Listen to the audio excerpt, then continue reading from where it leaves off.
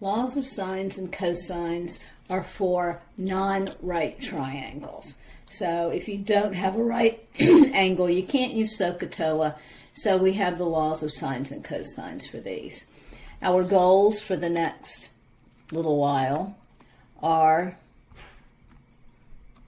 okay, there's the learning objectives, are to solve oblique triangles. And by solving a triangle, we mean determining the measure of each angle and the length of each side.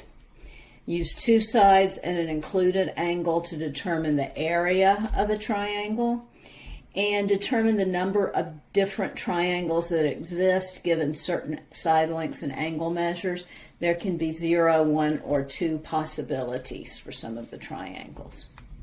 So here's a little flow chart that tells us about triangles. Right triangles, SOHCAHTOA all the way. Non-right triangles or oblique triangles, if we know all of the angles, then we have no info on the sides. There's infinitely many solutions. If there are 2 angles and 1 known side, that's a job for law of sines, whether you know angle, side, angle, or angle, angle, side. If you know 1 angle and 2 sides, it could be either sine or cosines. If it's side, side, angle, then it's law of sines, and you could have 0, 1, or 2 solutions. If it's side, angle, side, law of cosines, and side, side, side, law of cosines. The angle, side, side, or side, side, angle, excuse me. The side, side, angle is the only time it's ambiguous. So, angle, side, angle. What does that mean? We know this angle, this side, and this angle. Angle, side, angle. Law of sines. Angle, angle, side. Law of sines. We know 2 angles and then a side that's adjacent to one of the angles. Side, side, angle. So we know 2 adjacent sides and an angle that's not between them. Could be ambiguous. You'll figure out what that is shortly. You know all the sides, or you know 2 sides and the angle that lives between them. Those are law of cosines. So, first let's talk about how we label these triangles. We usually call the angles either capital letters or Greek letters. And the side opposite alpha or capital A is lowercase a. The side opposite beta or capital B is lowercase b, and the side opposite angle gamma or capital C is lowercase c. And for these, sine of alpha over the length of the side opposite is equal to sine of beta divided by the length of the side opposite, which is equal to sine of gamma divided by the length of the side opposite. If you did it upside down, it would be okay, as long as they're consistent. Okay, let's look at example number 1. Okay, I'm struggling today. We have an angle, side, angle. And of course I'm going to draw it because it helps me to draw my own picture. I'll try to make it look kind of like that one, but my pictures are never ever to scale. So I have angle alpha is 98 degrees. Angle gamma, looks like it didn't get labeled on the picture, is 43 degrees. I know it's gamma because it's living across from C. Alpha is living across from A. And here's beta, and B is equal to 22. So I need to determine beta, A, and C. Beta is easy because I know if I add up all of the angles, I get 180. So beta is equal to 180 minus 98 minus 43. And oh, by the way, you get to use your calculator on this test. 180 minus 98 minus 43 leaves me with 39 degrees. Now, I know beta, and I know the side opposite beta. That makes this a job for law of sines. So, sine of 39 degrees divided by 22 is equal to sine of 98 degrees divided by lowercase a. And now I can just cross multiply. So a times sine of 39 degrees is equal to 22 times sine of 98 degrees. And then I just divide both sides by the sine of 39 degrees. And I get what A is. So let's plug that into the old calculator. I have my degree calculator today, and you can tell it says degrees right there. So let's clear out the old stuff. I want to type in 22 sine of 98, and I want it to be on top of a fraction, so I make a fraction. 22 sine of 98. Close the parentheses, divided by the sine of 39. Sine of 39. If you don't close parentheses, nothing bad will happen. It'll be okay. So A is equal to 34.62. Now I can do the same thing for B. I know that sine of 39 over 22 is equal to the sine of C. C is the one I'm doing now. So sine of gamma, which is 43 over C, because B was the one that we knew already. We need to figure out C. I'm going to do the same cross multiplying, and I end up with C is equal to 22 cross multiply 22 sine of 43 divided by sine of 39.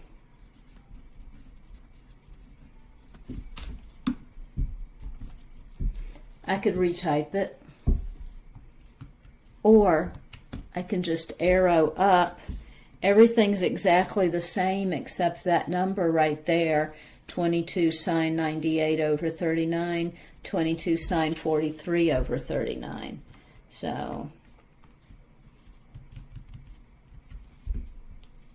43. And I get 23.84.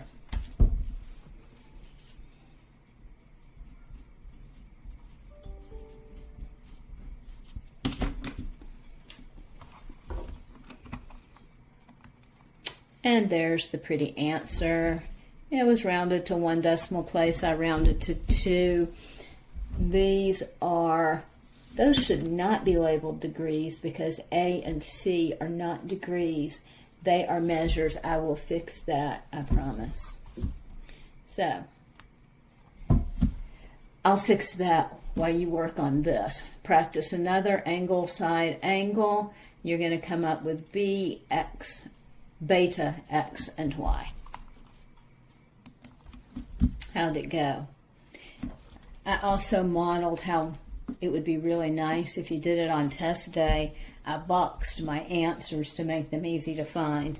I also just kind of noted that this is angle, side, angle. That's where the different terms come from. You have the angle, the side between them, and the angle. And first I figured out my angle because beta has to be 180 minus 75 minus 45. Easy enough. Then I use law of sines, and I always start with the one that I know 15 and beta, so sine of 60 degrees over 15 has to be equal to sine of 45 over x. That's the one that's across from it. And sine of 60 over 15 has to be sine of 75 over y, because that's the one across from it. Okay, so that's angle, side, angle. Let's look at what happens with angle, angle, side. It's the exact same thing, pretty much. Example 2. So instead of having the side between the angles, this time I have an angle, 50 degrees. I have another angle, 30 degrees, and then I have a sine. So I already know something I can use for my law of sines. I know that sine of 50 degrees over 10 is equal to sine of 30 degrees over, and the one across from that is C. The one across from here is B, and this angle is beta. So 30 over C. I could do that even before figuring out what beta is. So cross multiply, you end up with 10 times the sine of 30 degrees is equal to sine of 50 degrees times C, so over sine of 50 degrees over sine of 50 degrees, so C is equal to 10 sine of 30, close parentheses. Then I hit the fraction bar, and it makes it into a fraction for me so I don't get lost in parenthesis land, over sine of 50 degrees. So sine of 50. And you notice I lazied out and didn't close my parentheses, and the calculator was okay with it. And we'll call it 6.53. Now I'm going to go ahead and figure out what beta is. So beta is equal to 180 minus 50 minus 30. Oh, I don't even need a calculator for that. It's equal to 100. So sine of 50 over 10 is equal to sine of 100 over B. So B is equal to 10 sine of 100 divided by sine of 50. I've been doing this a long time. I see that B lives right here, so I know it's equal to that times that divided by that. By the time you do bunches of these, you may be able to do that too. And again, I'm just going to come up here and I'll change that 30 to a 100. So arrow up, arrow to the right, and then up, and I change that to 100. And I get 12.86. So this is my B.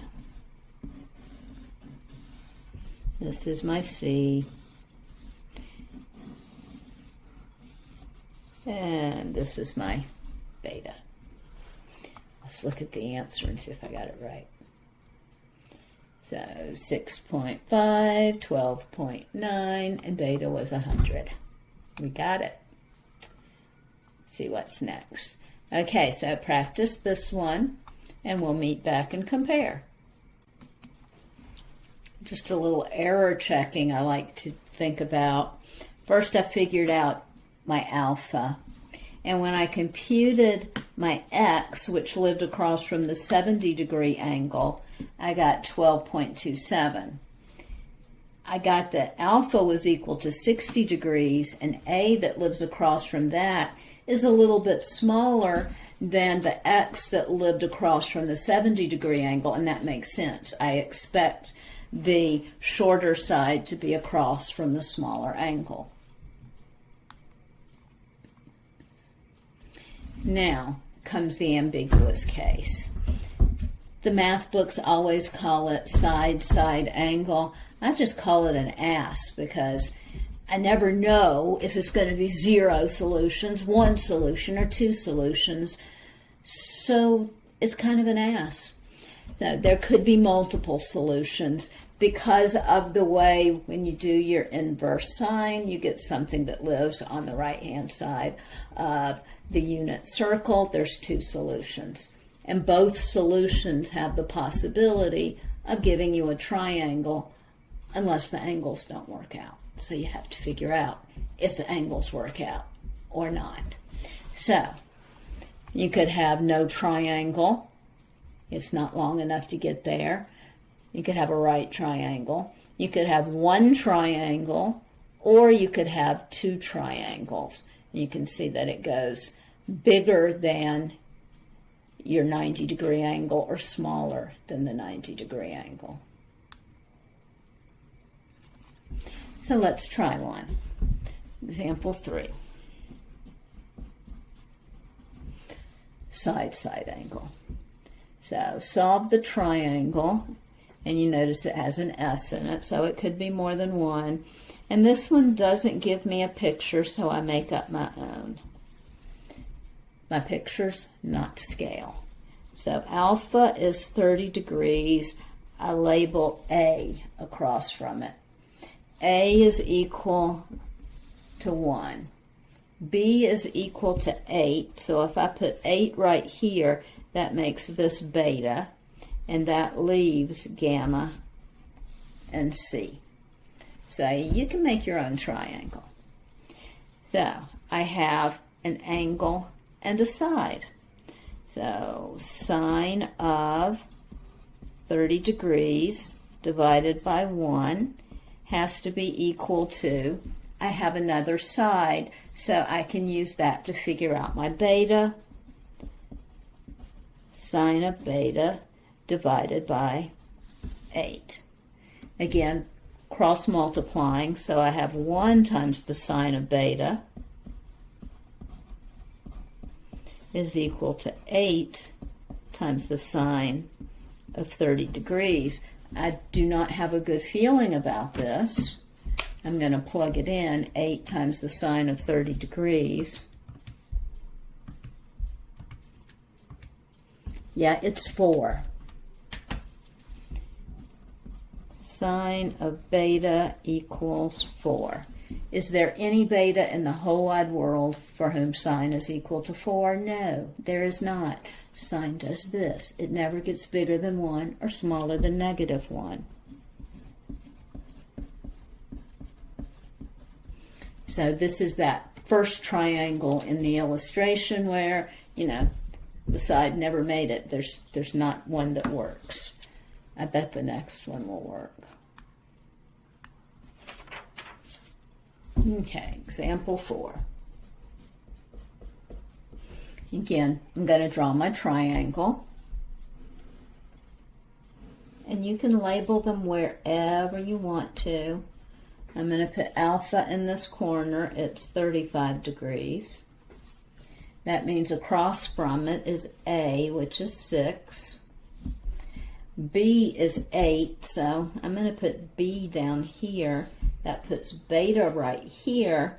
And then if beta's there, alpha's there, gamma's here, and C is right there. So I got myself an angle and a side across from it. Sine of 35 degrees over 6 has to be equal to sine of beta over 8. So 8 times sine of 35 degrees is equal to 6 times the sine of beta. And yeah, that parenthesis doesn't need to be there.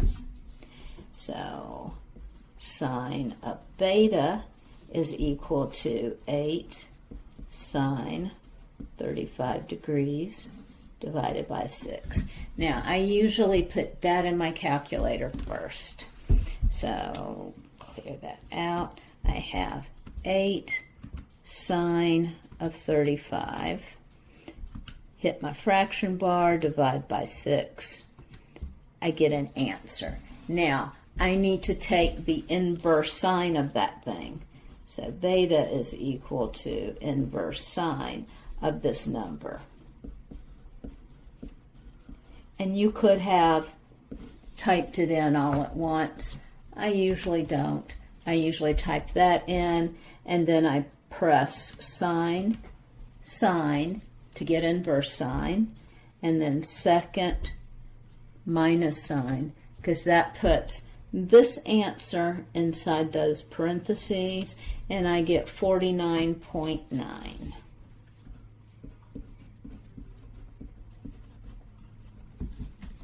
So, if beta is equal to 49.9, alpha 35 degrees, beta equals 49.9 degrees, that leaves gamma as 180 minus 35 minus 49.9. That's 95.1 degrees. And I could go ahead and figure out what C is. C would be equal to, well, let's set up the proportion. I'm not going to jump right to C. I'm going to set up the proportion that sine of 35 degrees over 6 would be equal to sine of 95.1 degrees over C. And I'm not going to write all that again because, getting tired. But I do know that I multiply, cross multiply, so I end up with 6 sine of 95.1, 6 sine of 95.1 fraction bar divided by sine of 35. And I get about 10.4. Okay, so now I've solved it. But remember, think about your unit circle. We did inverse sine, and we got 49.9 degrees. 49.9 degrees lives over here somewhere. Well, there's another angle that has sine equal to this number that was in that parentheses, and it lives 49.9 degrees above the y-axis in quadrant 2.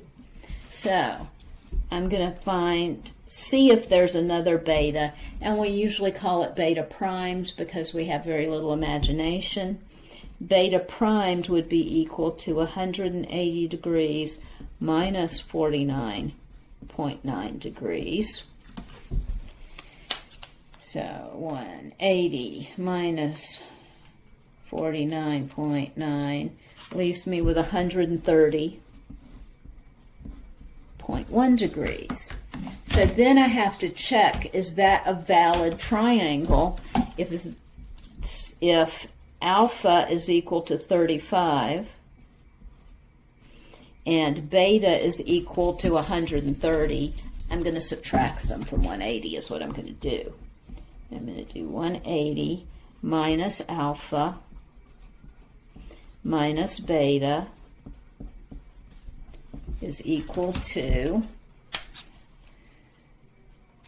180 minus alpha minus beta primed is 14.9. So I have another triangle that is possible that has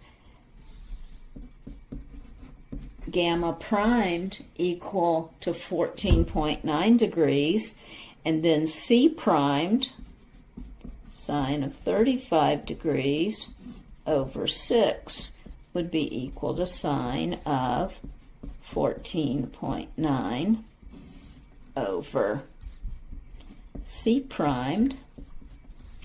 So C primed would be equal to, cross multiply, so I would have 6 times sine of 14.9 over 6 sine of 35, and I get 2.69. We'll call that C primed, but I would also have a different length for B because now beta is 130 degrees, so sine of 35 degrees over 6 is equal to sine of 130.1 degrees over B primed, and I have to fix that because it will annoy me forever if I don't. Cross multiply 6 times 130.1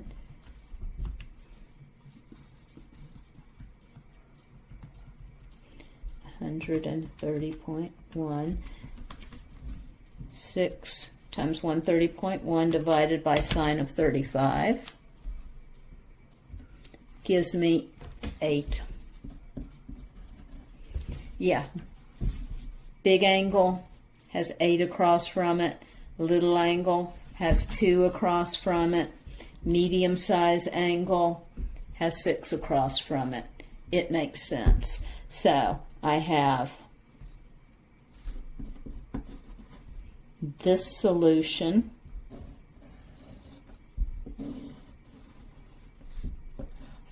and I have this solution up here where beta was 49.9, gamma was 95.1. This was C, and B, I did figure out what B was, didn't I? Let me find it. Give me a minute.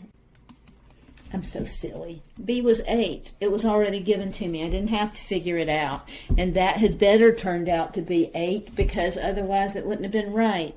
So yeah, I didn't even have to do that part. There. Silly me. There's the pretty answer. I got 10.4. And then there's the other answer where I got 2.7.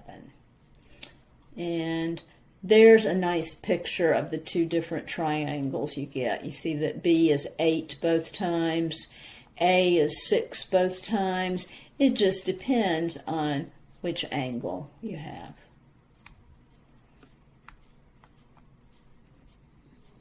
Let's see. Okay.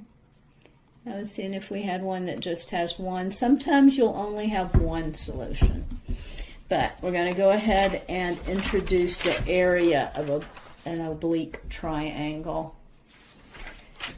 And it's kind of like 1/2 of base times the height, but you don't have to figure out what your height is if you know two sides and an angle that is between them. So 1/2 of BC times sine of alpha, or 1/2 of AC times sine beta, 1/2 of AB times sine of gamma. So if you have 1/2 of the product of the two sides and the angle that lives between them. So side, angle, side. So solve the triangle, round to the nearest tenth. A is opposite alpha, B is opposite beta, gamma is opposite C, and find the area of the triangle. So see what you can do with this one, and then use your newfound formula for area to find the area. Okay, so here was my ass problem that only had one answer.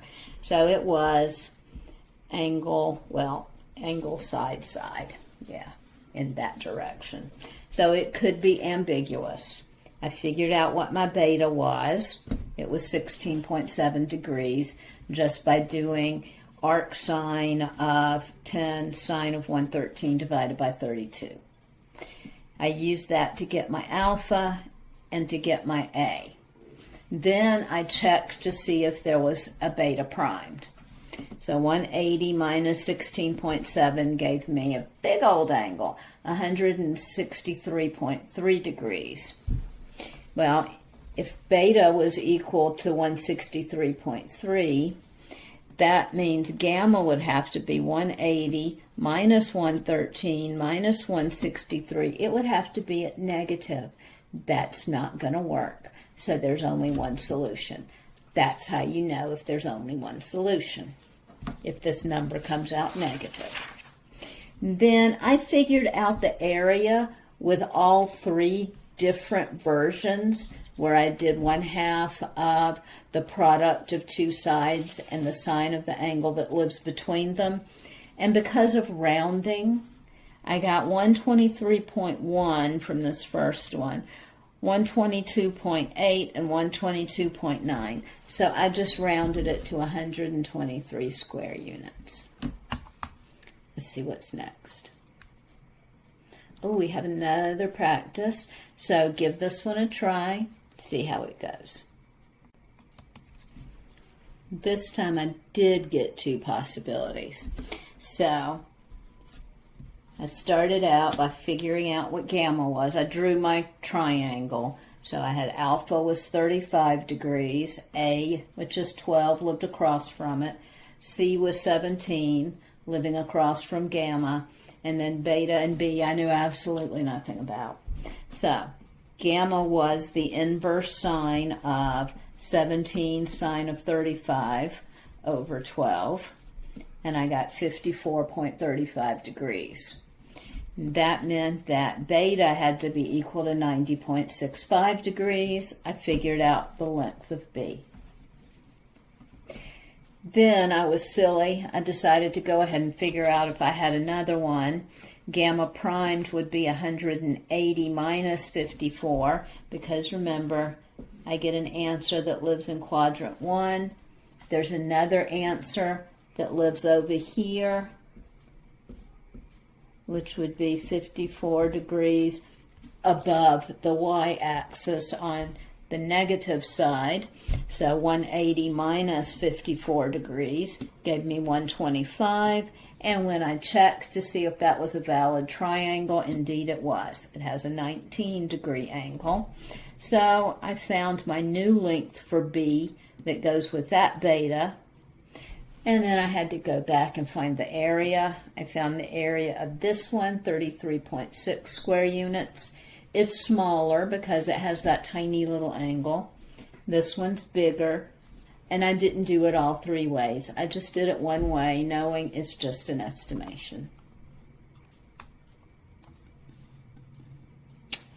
Okay, another practice one. Give it a try. We'll come back and meet again. I tried just plugging it in. I just did inverse sine of exactly what I have written down here, and I got a domain error. So I thought, did I plug something in wrong? I went down and I just did the inside, 11.3 times the sine of 119 over 8.2. And I got 1.2. Oops. I got inverse sine of 1.2, which does not exist because sine never gets bigger than 1. So that one was quickie. Okay, law of cosines. Not quite as easy to memorize as the law of sines. Sorry about that. But it's kind of like the Pythagorean identity. So, for any sides, you have a squared. Let me write down law of cosines. A squared equals B squared plus C squared minus 2AB cosine alpha. So if A squared is over here, cosine of alpha is over here. B squared is equal to A squared plus C squared minus 2AC cosine B here, beta here. C squared is equal to A squared plus B squared minus 2. Oops, I wrote this one down wrong. That should have been BC. Oh good, it's right on the PowerPoint. Cosine of gamma. Now, what if you weren't trying to figure out A, B, or C? What if you were trying to figure out alpha, beta, or gamma? Well, you can always go back and do algebra on these. Cosine of alpha is equal to A squared, A comes first, minus B squared, minus C squared, divided by negative 2a BC, excuse me, negative 2 BC. Oh, but we don't like that minus sign down there, so we usually write it this way, B squared plus C squared minus A squared divided by 2BC. So again, alpha here, you subtract the A squared. Cosine of beta is not B, oops,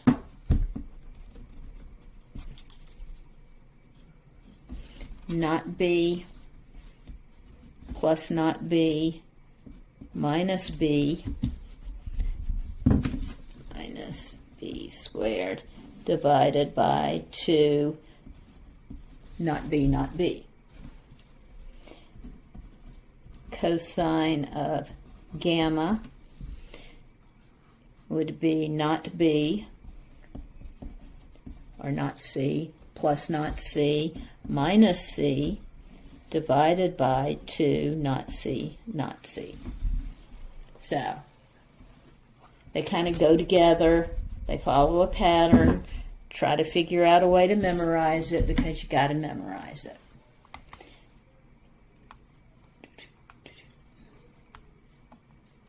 So, okay. Takes it a minute to catch up with me. Sketch the triangle. Identify the measures of the known side and angles. Use variables to represent the measures of the unknown sides and angles. Apply the law of cosines to find the length of the unknown sine or angle. Apply law of sines or law of cosines to find the measure of another angle, and then compute the measure of the remaining angle. So you can use both laws this time, but you're going to have to use cosine first if you have a sassy triangle. SAS, I call it sassy. So here's a sassy triangle. We've got two sides and the angle that lives between them, different from the ass triangle where we had two sides and the angle that was not between them. So let me draw my triangle because it helps me to wrap my head around what's going on. I have my angle beta, which is 30 degrees. I have my side C, which is 12. That makes this gamma. I have my side A, which is 10, which makes this alpha, and this is B. So side, angle, side. So I need to figure out the other side. I need to figure out one of these other angles. So since I have A and C and beta, I'm going to figure out what B is. So B squared would be equal to not B, A squared not b, c squared minus 2 times a times b times c times the cosine of beta, which is 30 degrees. So we knew beta, we knew the two sides surrounding it. So we can figure out what b is. So b is equal to, and I'm going to be super efficient here. I'm just going to turn my calculator on, do second square root, clear this out, enter. Okay, get a clear screen. Now I'm going to press second square root 10 squared plus 12 squared minus 2 times 10 times 12 times cosine of 30. And I get 6.01. So I wrote down B is 6.01. Now we need to figure out the angles. We have alpha and we have gamma. I'm going to use the law of sines, and remember, inverse sine always gives you an answer that lives on the right-hand side of the unit circle. So I want to be sure that I get an answer, and I don't have to do 180 minus something to get the right one. I'm going to choose the shorter side. So I'm going to choose A, and I'll figure out what alpha is. So sine of alpha divided by 10 has to be equal to sine of 30 divided by 6.01. So alpha is equal to inverse sine of 10 times sine of 30 divided by 6.01, and I need my calculator. There it is. Oh, that's the wrong one. I want the degree calculator. There it is. I have inverse sine of, open up a fraction bar, 10 times sine of 30, close parentheses, divided by 6.01. And that gives me 56.3.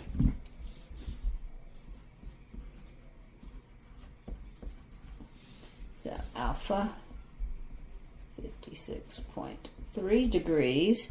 And then gamma is going to be equal to 180 minus 30 minus 56.3. 180 minus 30 minus 56.3, and that gives me 93.7.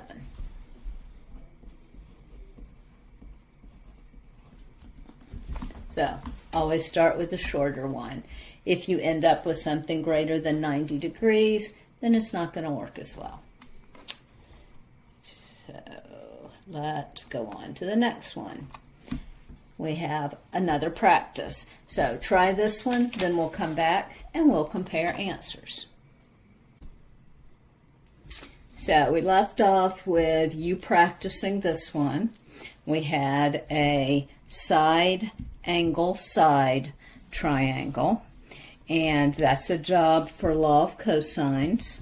So we did the side that's not A, since we were looking for A. So B squared plus C squared minus 2AC cosine of the angle across from A between the two sides that we knew, and we got 14.9. Then we chose the one opposite the shorter side, because remember, inverse sine gives you an answer that's on the right-hand side of the unit circle. So if your answer is greater than 90 degrees, you're not going to get that exact answer. You're going to get the one on the other side of the y-axis, and you have to do 180 minus, and you don't know. But if you choose the smaller side, you always get the right thing. So I choose the smaller side, B, and figure out what beta is. So beta was 23.7 degrees, and then I do my subtracting and figure out that gamma is 126.3. One last scenario, and that is a side-side-side triangle. I kind of call it a hissing triangle because that looks like the sound a snake would make. We want to find the missing angles for the given triangle. I'm going to get a new sheet of paper. I went ahead and drew a picture that matched the information I was given. I had a side of length 20 that was A, B was 25, C was 18. Of course, it's not to scale. I just chose them. Now you can choose whichever one you want to. Let's figure out what C is. And it's okay because inverse cosine gives you something between 0 and 180, and angles in the triangle are always between 0 and 180. So I'm going to figure out angle C. So cosine of capital C. Now, we're just getting used to this one. We've been doing it a lot to find the side length. So if I were finding the side length, I would use C squared is equal to A squared plus B squared minus 2AC cosine of capital C. So that means C squared minus A squared minus B squared is equal to negative 2AC times the cosine of capital C. And when I divide by a negative, the A squared and the B squared become positive. The C squared can become negative over 2AC. So it's the surrounding two sides, A and B squared, minus the one that's opposite the angle you're solving for, divided by 2AB, not AC. The same ones that we have squared, AB, and this should be AB is equal to the cosine of capital C. So you'll get that memorized and you won't have to go through that every time. 2AB. That cosine is equal to A squared, so 20 squared, plus B squared, minus C squared,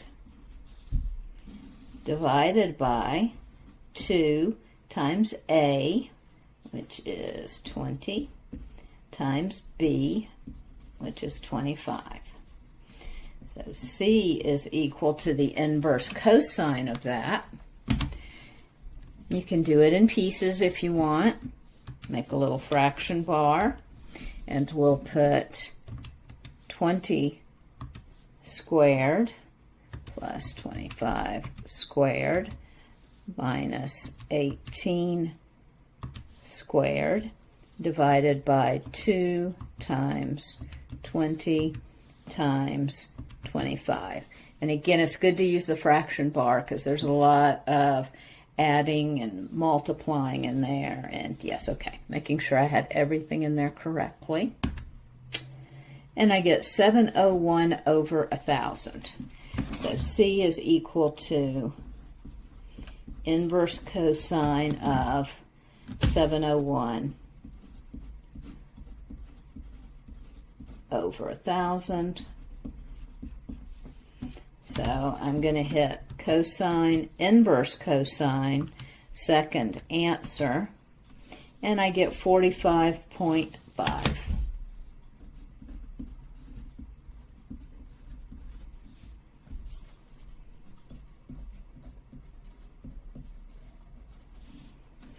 So now I know what C is. I'm going to look at sine of 45.5 degrees divided by 18, because that's opposite, is equal to, and I'm going to do A because it's opposite the shorter side, so sine of capital A divided by 20. Sine of A is equal to 20 sine 45.5 over 18. And I'm going to just plug all this in at once. I'll do sine inverse sine 20 sine of 45.5. Close the parentheses. That way I can hit the fraction bar and put my 18 on the bottom. And I get 52.4 degrees. And then I can subtract and figure out my other angle. So 180 minus 45.5 minus 52.4.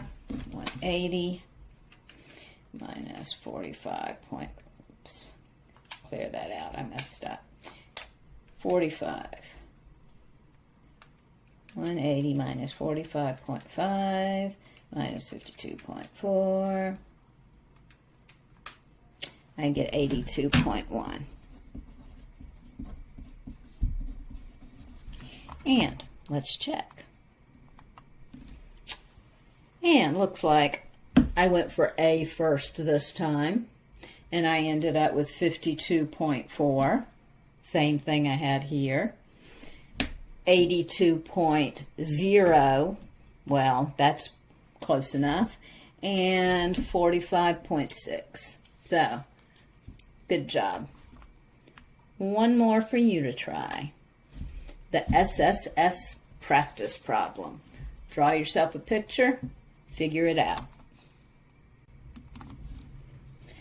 I started with A this time. I found cosine of alpha, so I guess I really started with alpha. And it was b squared plus c squared minus a squared over 2bc.